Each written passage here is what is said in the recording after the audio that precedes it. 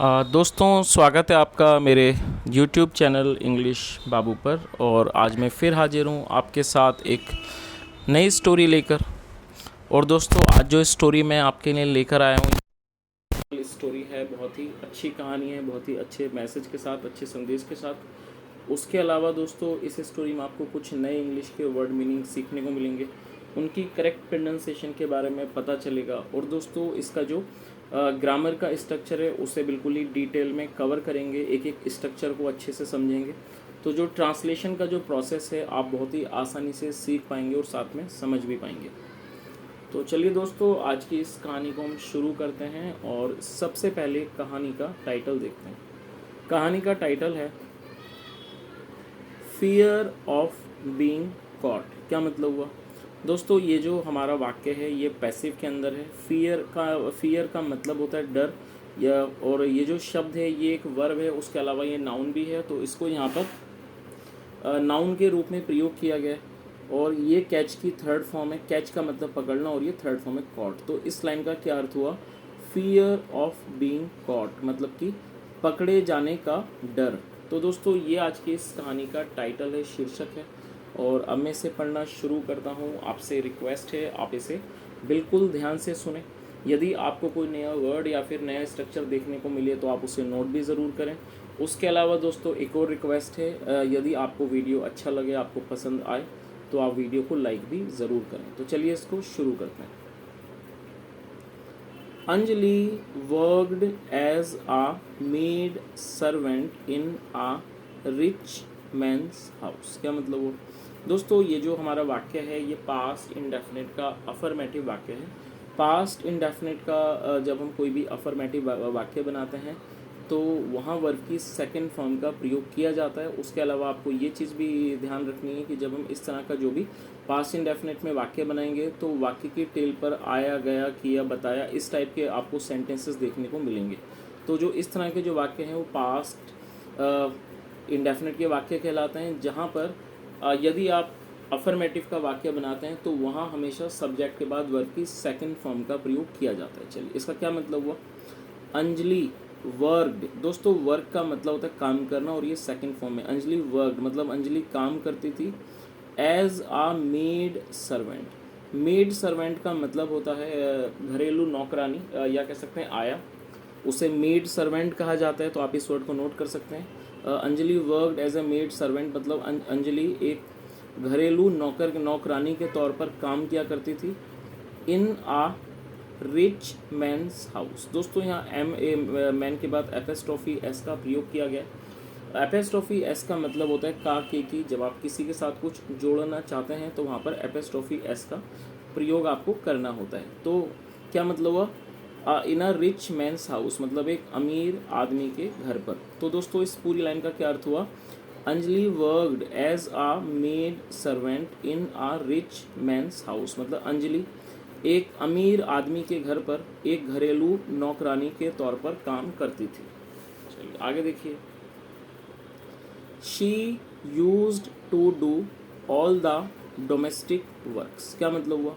दोस्तों ये जो वाक्य है इस वाक्य में यूज टू का प्रयोग किया गया है। और अक्सर आपने इस तरह के कई वाक्य देखे होंगे जहाँ पर यूज टू का प्रयोग किया जाता है। तो आपको इस स्ट्रक्चर को समझना होगा और साथ में आपको ये भी समझना होगा कि किस कंडीशन में या फिर किस सिनेरियो में हम यूज टू का प्रयोग करते हैं। यूज टू का प्रयोग किसी भी पास्ट की एक्टिविटी के बारे में दिखा के लिए किया जाता है। जब आप पास्ट में किसी भी तरह की कंसिस्टेंसी मतलब कि निरंतरता को दिखाना चाहते हैं, आप ये शो करना चाहते हैं कि पास्ट में किसी व्यक्ति के द्वारा, सब्जेक्ट के द्वारा कोई काम बराबर रेगुलर किया जाता था, नियमित तौर पर किया जाता था, आप वहाँ पर निरंतरता को, कंसिस्टेंसी को दिखाना चाहते हैं तो यूज टू का प्रयोग किया जाता है। और आपको ये चीज़ याद रखनी है कि यूज टू के बाद हमेशा ही वर्ब की फर्स्ट फॉर्म आती है, जैसा यहाँ पर इसका यूज़ किया गया। तो इस लाइन का क्या अर्थ हुआ? She used to do all the domestic works मतलब वह सभी घरेलू कामों को किया करती थी। तो इस पूरी लाइन का क्या मतलब हुआ? She use to do all the domestic works मतलब वह सभी मतलब सारे घरेलू काम किया करती थी। But she had a bad habit of stealing food. क्या मतलब हुआ? दोस्तों ये जो हमारा वाक्य है ये पास्ट का पजेसिव वाक्य है। देखिए पजेसिव का मतलब आपको समझना होगा, पजेसिव का क्या मतलब होता है। पजेसिव का मतलब होता है जब आप ये शो करते हैं कि किसी के पास कुछ है या फिर नहीं है, इस तरह का जो वाक्य है उसको पजेसिव वाक्य कहलाता है। और यदि वो पास्ट से बिलोंग करता हो, भूतकाल से, तो इस तरह का जो वाक्य है वो पास्ट का पजेसिव वाक्य कहलाता है, जहाँ पर आपको हैड का प्रयोग करना होता है हेल्पिंग वर्ब के रूप में। तो आप इस चीज़ को याद रखें कि जब आप पास्ट में कोई भी पजेसिव वाक्य बनाना चाहते हैं तो आपको वहाँ हैड का यूज़ करना होगा हेल्पिंग वर्ब के रूप में। तो ये इसकी हेल्पिंग वर्ब है। तो इस लाइन का क्या अर्थ हुआ, बट लेकिन she had a bad habit, लेकिन उसकी एक बुरी आदत थी, ऑफ स्टीलिंग फूड, स्टील का मतलब चुराना, ऑफ स्टीलिंग फूड खाना चुराने की। तो इस पूरी लाइन का क्या अर्थ हुआ, but she had a bad habit of stealing food, लेकिन उसकी एक बुरी आदत थी खाना चुराने की। चलिए आगे देखिए। One day the honours family was out, क्या मतलब हुआ दोस्तों, यहाँ भी ऑनर के बाद एपिस्ट्रोफी एस का प्रयोग किया गया है, जिसका मतलब होता है काके की, और ऑनर का मतलब होता है मालिक। तो इस लाइन का क्या अर्थ हुआ, वन डे एक दिन, द ऑनर्स फैमिली मतलब कि मालिक का परिवार, वॉज आउट वो बाहर था। पूरी लाइन का क्या अर्थ हुआ कि एक दिन मालिक का जो परिवार था वो बाहर था। चलिए आगे देखिए। सून मतलब कि जल्दी ही, Anjali was all alone in the house, क्या मतलब हुआ कि जल्दी ही जो अंजलि थी वो पूरी तरह से घर में अकेली थी। और दोस्तों ये जो हमारा वाक्य है आप यहाँ देखेंगे कि इसमें किसी भी तरह की वर्ब का प्रयोग नहीं किया गया।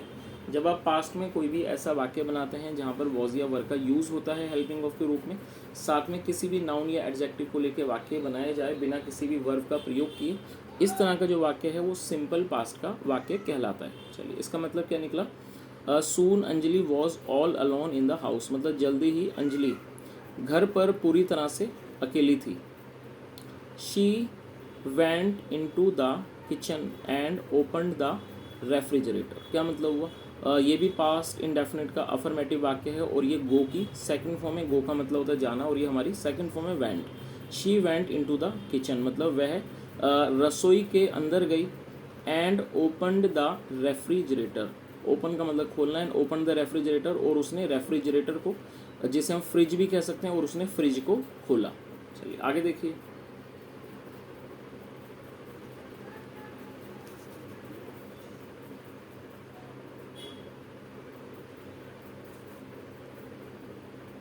She drank some juice and then ate some sweets, क्या मतलब हुआ दोस्तों, ये भी पास्ट इंडेफिनिट का ही अफर्मेटिव वाक्य है। ये ड्रिंक की सेकंड फॉर्म है DRINK, ड्रिंक का मतलब होता है पीना, और ये उसकी सेकंड फॉर्म है DRANK, आप इसे नोट कर सकते हैं। शी ड्रैंक सम जूस, उसने कुछ जूस पिया, एंड देन और फिर एट सम स्वीट्स, और ये ईट की सेकंड फॉर्म है एट सम स्वीट्स, फिर कुछ मिठाइयाँ खाई। तो इस पूरी लाइन का क्या अर्थ हुआ कि she drank some juice and then ate some sweets, मतलब उसने कुछ जूस पिया और फिर कुछ मिठाइयाँ खाई। चलिए आगे देखिए। She saw 2 bananas and at them, और ये भी पास्ट इंडेफिनिट का ही अफर्मेटिव वाक्य है, और ये सी की सेकंड फॉर्म है, सी मतलब देखना और सो मतलब देखा, SAW। और दोस्तों यहाँ पर आपको एक चीज़ पर ध्यान देना, इसकी जो प्रोनाउंसिएशन है वो होती है सो। कई सारे लोग इसको SAW सा पढ़ते हैं, तो यदि आप भी सा पढ़ते हैं तो आपको यहाँ पर ध्यान देने वाली बात यह है कि इसको सा नहीं पढ़ा जाता है, इसको आपको सौ पढ़ना है, ठीक है। तो क्या मतलब हुआ, शी सो उसने देखा, 2 बनानाज उसने 2 केले देखे, एंड एट दैम और उन्हें खा लिया, और ये ईट की सेकंड फॉर्म है। और दोस्तों ये जो दैम है वो उन केलों के लिए प्रयोग किया गया है। तो पूरी लाइन का क्या अर्थ हुआ, she so 2 bananas and at them, मतलब उसने 2 केले देखे और उन्हें खा लिया। चलिए आगे देखिए। जस्ट देन का मतलब होता है तभी, तो आप इस वर्ड को भी नोट कर सकते हैं, जस्ट देन मतलब तभी। The door bell rang, door bell मतलब जो दरवाजे पर जो घंटी थी, रैंग वो बजी, और ये रिंग की सेकंड फॉर्म है रैंग। अंजलि गॉट स्केयर्ड, क्या मतलब हुआ दोस्तों, ये जो हमारा वाक्य है इस वाक्य में स्केयर्ड का यूज़ किया गया। सबसे पहले आपको ये चीज़ याद रखनी है कि जो शब्द है स्केयर्ड ये एक एडजेक्टिव है जिसका मतलब होता है भयभीत। दूसरी बात आपको ये चीज़ याद रखनी है कि जब आप कोई भी ऐसा वाक्य बनाते हैं जहाँ पर आप एडजेक्टिव को वर्ब के रूप में प्रयोग करते हैं, तो आप तब आपको वहाँ पर एक सपोर्टिंग वर्ब का यूज़ करना होता है उस वाक्य को बनाने के लिए। अब मान लीजिए ये जो स्केयर्ड है ये एडजेक्टिव है और आप इसे वर्ब के रूप में यूज़ कर रहे हैं, तो आप इसे कैसे बनाएंगे, आपको एक सपोर्टिंग वर्ब का यूज़ करना होगा, और वो सपोर्टिंग वर्ब है गेट। और यहाँ पर गॉट लगाया गया है, क्यों? क्योंकि ये जो हमारा वाक्य है वो पास्ट इंडेफिनिट का है, इसलिए गेट की सेकंड फॉर्म यहाँ पर यूज़ की जाएगी। पास्ट इंडेफिनिट का ये रूल है कि जब आप अफर्मेटिव का कोई भी वाक्य बनाएंगे वहाँ पर सेकंड फॉर्म का यूज़ किया जाएगा, तो यहाँ पर गेट की जगह गॉट लगाया गया है। तो इस लाइन का क्या अर्थ हुआ? अंजलि गॉट स्केयर्ड, मतलब अंजलि डर गई, या कह सकते हैं अंजलि भयभीत हो गई, वो डर गई। शी थॉट, और ये थिंक की सेकंड फॉर्म है, शी थॉट, उसने सोचा। ओ आई थिंक मतलब मुझे लगता है। The owner family has come back, क्या मतलब हुआ? दोस्तों इस वाक्य में हैज़ के साथ थर्ड फॉर्म का प्रयोग किया गया है, तो मैं चाहता हूँ आप इसके बारे में भी सीखें।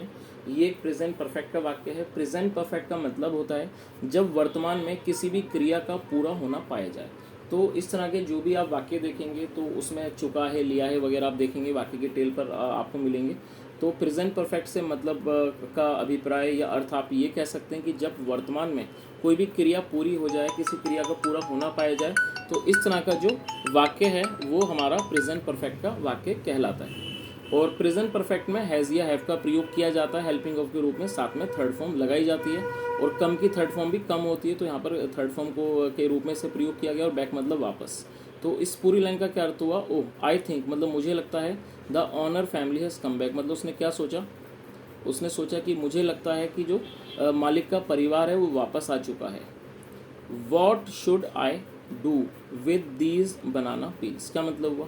दोस्तों यहाँ शुड का प्रयोग करके वाक्य को बनाया गया है। शुड का प्रयोग वाक्य में जब किया जाता है जब हम किसी वाक्य में सलाह या सुझाव को दिखाना चाहते हैं, तो वहाँ शुड का प्रयोग किया जाता है। आप इस चीज़ को नोट कर सकते हैं। शुड का प्रयोग हमेशा ही सलाह और सुझाव के लिए होता है, बस आप इस चीज़ को नोट कर लीजिए। तो इस लाइन का क्या अर्थ हुआ? और पील का मतलब होता है छिलके। वॉट शुड आई डू मतलब मुझे क्या करना चाहिए विद दीज बनाना पील्स, इन केलों के छिलकों के साथ। और दोस्तों यहाँ पे इस वर्ड पे भी आप ध्यान दीजिए, दीज का प्रयोग किया गया। दीज का प्रयोग जब किया जाता है जब कोई भी वस्तु हमारे पास हो और वो वस्तु एक से अधिक हो, मतलब यदि एक से अधिक अगर वो एक हो तो आपको वहाँ दिस का यूज़ करना होगा। अगर वो एक से अधिक है मतलब प्लूरल है, प्लूरल नाउन है, जैसा हम यहाँ देख सकते हैं ये प्लूरल है, मतलब बनाना पील्स मतलब कि केलों के छिलकों के बारे में बात हो रही है, तो ये एक से ज़्यादा छिलके हैं, इसलिए यहाँ पर दिस का जो प्लूरल होता है दीज का प्रयोग किया गया। तो इस पूरी लाइन का क्या अर्थ हुआ? What should I do with these banana peels, मतलब मुझे इन केलों के छिलकों के साथ क्या करना चाहिए। मतलब ये भी इस बात का मतलब हो सकता है कि मैं इन केलों के छिलकों का क्या करूँ। चलिए आगे देखिए। If I go to hide them, hide मतलब छुपाना। If I go to hide them, यदि मैं इनको छुपाने जाती हूँ। आई विल बी लेट, मुझे देर हो जाएगी। एट द डोर, दरवाजे पर। If I keep them here, यदि मैं इनको यहाँ रखती हूँ। आई विल बी कॉट, मैं पकड़ी जाऊँगी। और दोस्तों ये जो लास्ट का वाक्य है आप इस पर ध्यान दीजिए। आई विल बी कॉट, यहाँ जो आई के बाद एपोस्ट्रोफी के बाद डबल एल है जिसका मतलब है विल। और ये जो हमारा वाक्य है ये फ्यूचर इंडेफिनिट का पैसिव वॉइस का वाक्य है। तो आपको ये चीज़ याद रखनी है कि जब आप फ्यूचर इंडेफिनिट में कोई भी पैसिव का वाक्य बनाते हैं तो वहाँ पर विल बी के बाद वर्ब की थर्ड फॉर्म का प्रयोग किया जाता है, और ये कैच की थर्ड फॉर्म है, CAUGHT। वैसे ये सेकंड फॉर्म भी है लेकिन यहाँ पर इसको थर्ड फॉर्म के रूप में प्रयोग किया गया, क्योंकि कैच की सेकंड और थर्ड फॉर्म दोनों ही कॉट होती हैं, तो यहाँ इसको थर्ड फॉर्म के रूप में प्रयोग किया गया। तो क्या मतलब हुआ? If I keep them here, यदि मैं इनको यहाँ रखती हूँ। आई विल बी कॉट, में पकड़ी जाऊँगी। तो दोस्तों यहाँ तक कहानी आपको अच्छे से समझ आ गई होगी। एक बार मैं दोबारा से इसे एक्सप्लेन कर देता हूँ कि जैसा हमने देखा कि यहाँ जो घरेलू नौकरानी थी जो घर के काम किया करती थी, उसकी बुरी आदत थी मतलब खाने की चीज़ों को, वस्तुओं को चुरा कर खाने की। और जब एक दिन जो उसके जो मालिक का परिवार था वो बाहर था, तो जो ये नौकरानी थी उसने वो किचन में गई, उसने पहले रेफ्रिजरेटर खोला, वहाँ थोड़ा जूस पिया और उसके बाद उसने थोड़ी मिठाइयाँ खाई। फिर उसने 2 केले देखे, उसने उनको भी खा लिया, और तभी उसने दरवाजे पर घंटी सुनी और वो उसकी वजह से घबरा गई। उसे ऐसा लगा कि शायद ये कि जो मालिक का परिवार है वो वापस आ चुका है। अब उसे डर था कि मैं इन केलों के छिलकों का क्या करूं। उसने सोचा कि यदि मैं इनको छुपाने जाती हूं तो मैं दरवाजे तक पहुंचने के लिए मैं देर हो जाएगी, और अगर मैं इनको यहाँ रखती हूँ आई विल बी कॉट, में पकड़ी जाऊँगी। चलिए दोस्तों अब हम कहानी को आगे देखते हैं और आगे हमें पता लगेगा कि आगे इस स्टोरी में क्या होता है। चलिए आगे देखिए। और दोस्तों यहाँ पर आप इस चित्र को भी देख सकते हैं कि जो घरेलू नौकरानी है ये केला खा रही है और साथ में घबराई भी है। चलिए आगे देखिए।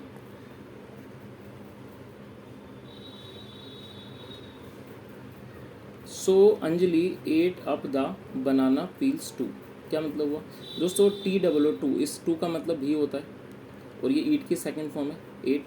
सो इसलिए Anjali ate up the banana peels too, इसलिए जो अंजलि थी उसने केले के जो छिलके थे उन्हें भी खा लिया।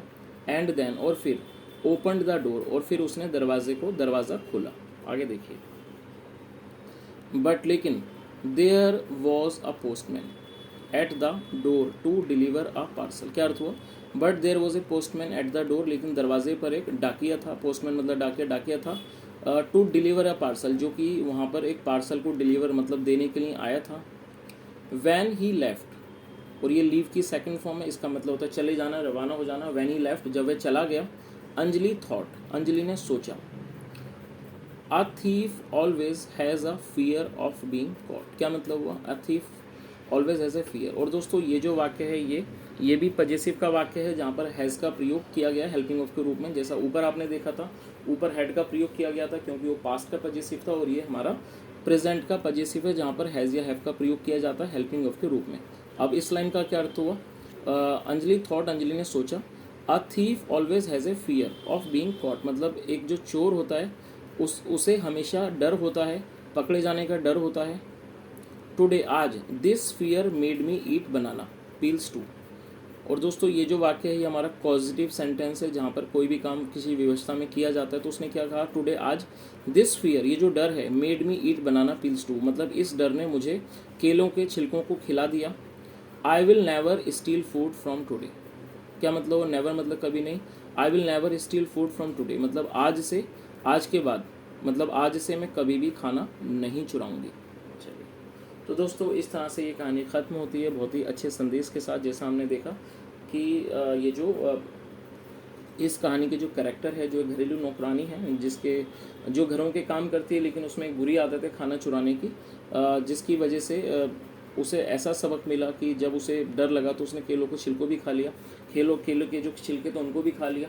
और अंत में उसे इस बात का रियलाइजेशन हुआ, इस बात का उसको बोध हुआ कि ये जो आदत है ये बुरी आदत है चोरी करने की, और एक जो चोर है वो हमेशा ही उसके मन में डर होता है पकड़े जाने का। और फिर उसने फैसला कर लिया कि वो कभी भी, जैसे इसमें यहाँ पर हम देख सकते हैं, उसने क्या कहा कि I will never steel food from today, अब मैं आगे से कभी भी खाना नहीं चुराऊंगी। और जिसकी वजह से उसने इस बात का फैसला किया कि मैं आगे से कभी भी ऐसा नहीं करूँगी। तो दोस्तों ये एक अच्छी कहानी थी, बहुत ही अच्छे मॉरल के साथ कि जो चोरी है वो बहुत ही गलत चीज़ है, किसी को भी ऐसा नहीं करना चाहिए। और दोस्तों ये आज की कहानी थी। यदि आपको कहानी अच्छी लगी हो और मेरा पढ़ाने का प्रयास आपको अच्छा लगा हो तो आपसे रिक्वेस्ट है, आप वीडियो को लाइक करें, शेयर करें, चैनल को भी सब्सक्राइब करें, और कहानी के बारे में कोई भी आपका सुझाव हो तो कमेंट के माध्यम से ज़रूर बताएं। सुनने के लिए thank you so much. Have a nice day and bye.